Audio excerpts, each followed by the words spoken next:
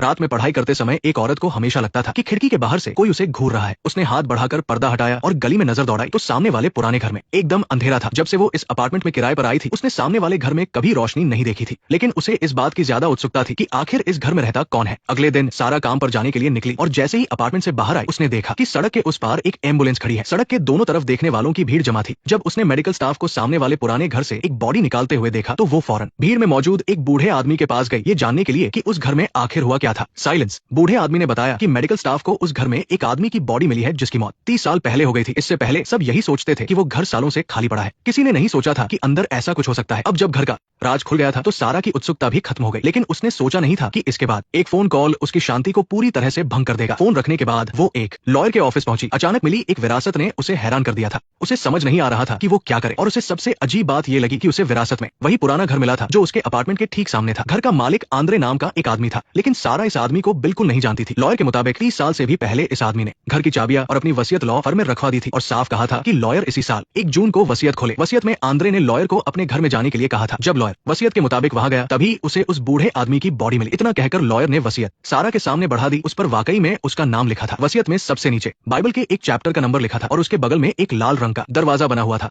ये क्या है? ये तो किसी क्रिश्चियन किताब जैसी लग रही है। लगता है मिस्टर आंद्रे काफी धार्मिक थे, है ना? ये क्या चीज है? घर का सामान। इसके बाद सारा लॉयर के साथ उस घर में गई। वहां जाकर उसे पता चला कि मरने वाले की कुर्सी ठीक उसके अपार्टमेंट की खिड़की के सामने थी। ऑफिस वापस आकर उसने वसीयत में दिए गए चैप्टर नंबर को खोजा और उसका मतलब पढ़ा। दरवाजे पर कोई है, कोई बाहर है, उसे पत्थर के सिपाही मिलेंगे। हालांकि उसे इस लाइन का मतलब समझ नहीं आया, पर वो समझ गई कि घर का मालिक पक्का भक्त था। फिर उसने सिटी हॉल में फोन किया ताकि उसे इस घर के बारे में और जानकारी मिल सके। लेकिन अजीब बात ये थी कि आंद्रे के घर खरीदने के रिकॉर्ड के अलावा वहाँ कोई और जानकारी नहीं थी और आंद्रे के बारे में इंटरनेट पर सिर्फ एक ही चीज मिली, जो थी उसकी एक किताब जो उसने 30 साल पहले छापी थी। हालांकि उसके मन में बहुत सारे सवाल थे, लेकिन फिलहाल उसे कोई जवाब नहीं मिल रहा था। इसी उलझन के साथ सारा आखिरकार उस रहस्यमयी पुराने घर में रहने चली गई। नेक्स्ट पार्ट देखने के लिए वीडियो को लाइक करो।